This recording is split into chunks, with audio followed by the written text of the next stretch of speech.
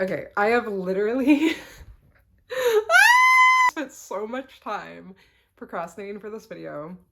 So we're just gonna do it. We're just gonna go into it. My name is Brittany Dias. I am the author of Ava Mae, Own a Lemonade Stand, available through Amazon.com, BarnesandNoble.com, Target.com. Go to www.avaandmay.com. It'll be listed in the description. So you want to self-publish a children's book. Step number 1, before you do anything else, you need to have an aim. It's important that you go into this knowing what your goal is, what impact you want to make, and if anyone else has done what you're trying to do. But what differentiates children's books from other types of books is that you're writing for 2 groups of people.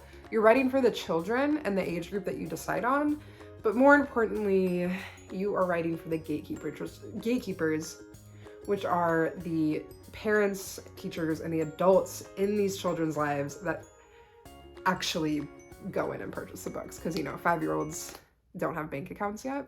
When parents are looking for books for their children, they're thinking, what media do I want to put in my kid's head? It's more than just having something entertaining. You need to figure out what's going to be entertaining and fun for the kid and keep the kid engaged. But then what is subject matter that the parent will find valuable? Start with your aim. You're a super unique person. Use that to your advantage. Think of something unique, something that you need to see changed in the world, or something that you think that the younger generation needs to know about. Take that and run with it. But make sure that somebody else hasn't done exactly what you're doing. So in step 1, in finding your aim, you need to do market research. So now that you have your aim, think about, it's time to make the actual, the literal story. I actually started out by getting a poster board from the Dollar Tree and writing 32 different squares on the big poster board. Drew out the different scenes and created the story arc through drawing and through visualizing the story before actually writing the manuscript. If you want to learn more about my writing process, that's a whole another video, and so comment down below if you'd be interested in that. I would love to go into that a little bit more. Yeah, I wrote a bunch of squares, drew out the storyline, and listen, these were very rudimentary sketches. I cannot draw. I got my Crayola and my pencil and my sharpener and did what I had to do. Then you can jump right into actually writing. The way that you're going to tell your story in the form of words is going to be different if you're writing to a 10-year-old versus if you're writing to a 2-year-old. Then you have a manuscript, a draft. And this leads us to step 3. You need to get your story edited professionally, okay? A lot of self-published authors will take it upon themselves to edit their own story. I do not recommend that you do this. Unless you have a degree in English, unless you have substantial experience in editing, proofreading, copy editing. Don't do this no. Word to the wise, please don't. If you have the funds, look for your own editor. So editing will usually happen in a few stages. 1, developmental edits. So developmental edits are going to be your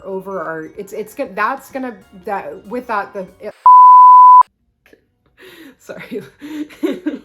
Okay, let me try again. With that, the editor is going to focus on the storyline. Big edits, maybe the storyline should change a little bit, maybe something should be added. That's what's going to be focused on in developmental edits.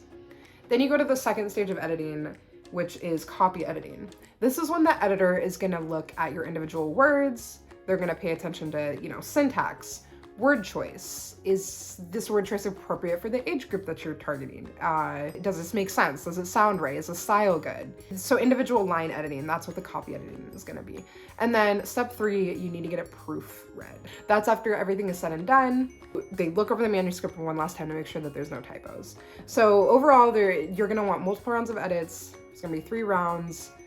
Don't neglect this step. How do you find this editor? The beauty of self-publishing is that you can you can choose who's involved in the creation of your book. Because my aim is to increase Black ownership, I really wanted to be supporting businesses, to be supporting Black-owned businesses when it came to the creation of the book. To do this, I went on a website right here. I will put it right here over my face or wherever it'll be. It is a database of Black editors, and there's tons of these. And go on freelance websites, look around, you know, and what I always urge is exhaust your resources. Use the people around you. If you went to a university, you probably might have some colleagues who studied English, who studied editing, who are in that field. You probably have friends who know people. And so not only could that help cut corners if you're trying to save money, but it's also easier and you have more rapport with the people that you're working with. So now you've gotten your edits, you've done everything with that, you have a finished manuscript. Now it's time to make it a children's book, make it a picture book, and to do that, you need an illustrator. So step 4 is engaging with an illustrator and getting your illustrations. If you are like me and have negative drawing skills, then you're gonna have to hire an illustrator. You are going to spend a considerable amount of time finding the right illustrator for you. So some things to consider when looking for an illustrator is going to be, what is your budget? What is your time frame?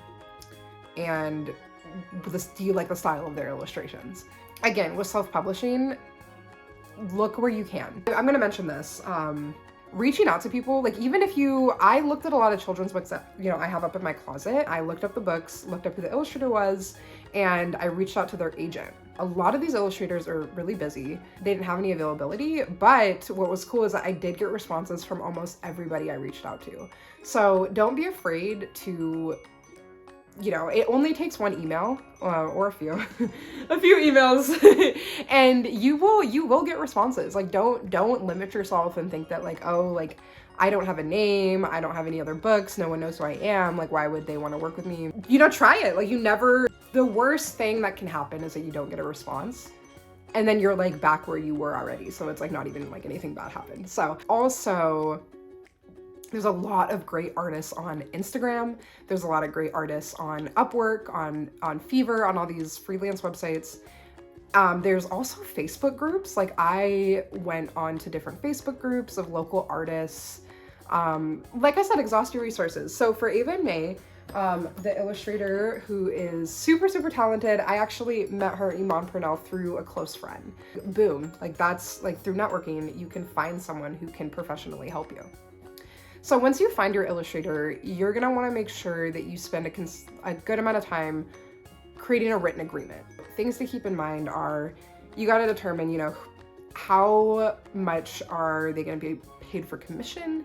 What is the royalty rate? You have to have that sorted out before going into it so everyone's on the same page and the process can go smoothly. So this is where the fun part comes. Depending on the length of your book, it's gonna take like 2 to 3 months, 2 to 3 to 4 months creating all the illustrations. And y'all are gonna meet, you're gonna storyboard, okay, this is how, you're gonna have to outline for them, this is how I want each thing portrayed. They're gonna have their artistic input and suggestion.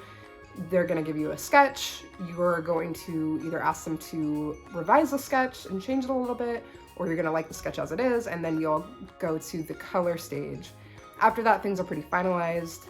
You have your 32 pages, your illustrations, you have a beautiful story depicted in words and illustrations, and then you are ready to go on to the next step, which is step 5. Step 5. Step 5, I call this the office portion.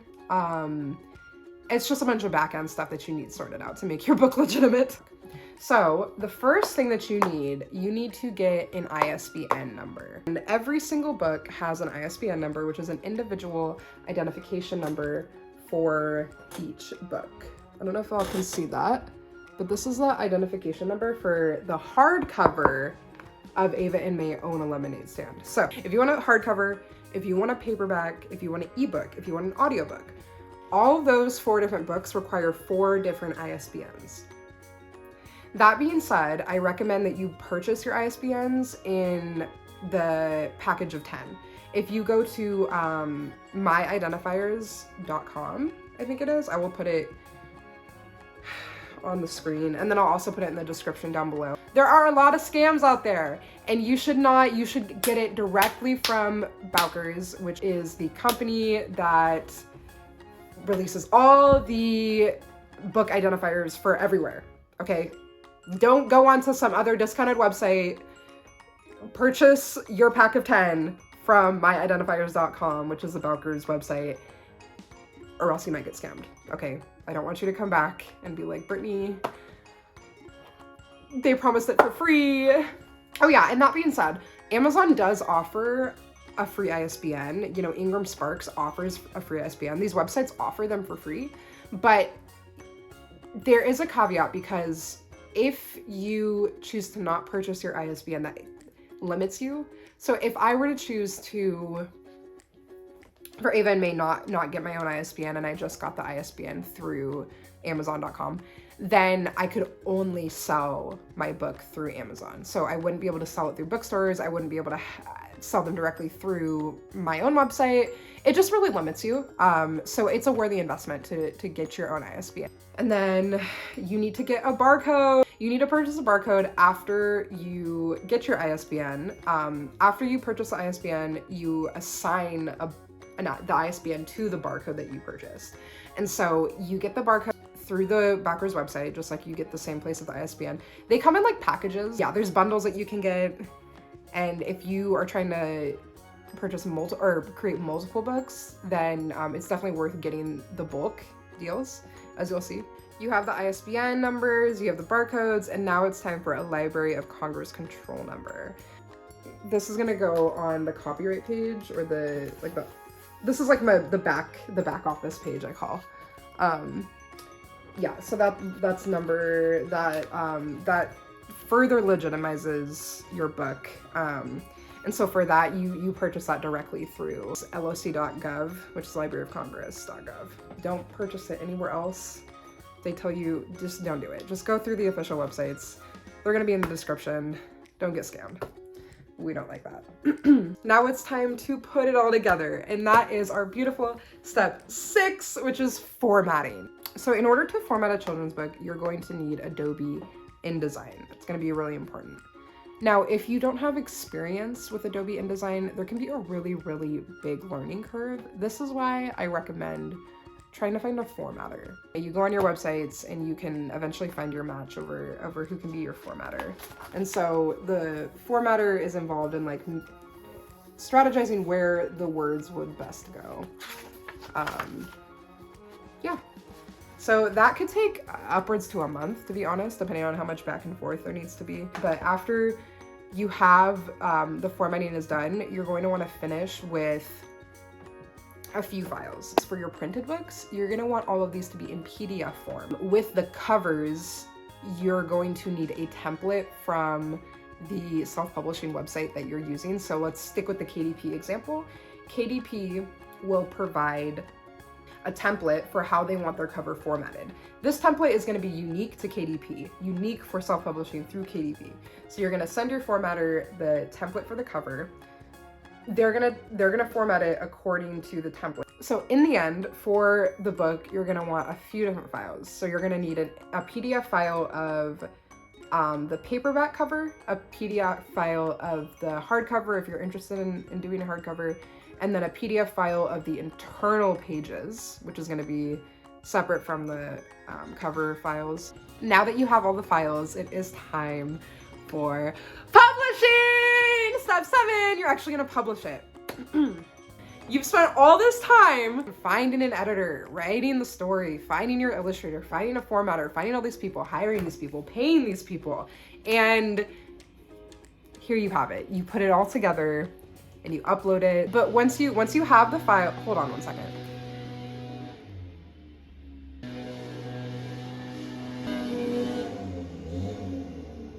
One eternity later. Okay, so I'm gonna start this step out by saying there are many different self-publishing platforms that you can use. The list goes on. But for the purposes of this video, I am going to focus on the two that I've used so far with Ava and Mae Own a Lemonade Stand. I used KDP and Ingram Sparks. KDP is the publishing services that Amazon.com offers. The reason I find it really important for self-published authors to use KDP is because of the customer loyalty that Amazon has. It is a direct-to-customer way to get your book in the hands of your customer within like 2 to 3 days. It is very good for self-published authors, and so I highly recommend using their services. It's also free. It doesn't cost anything to make an account. It doesn't cost anything to upload your files. It is 1000% free to publish through KDP.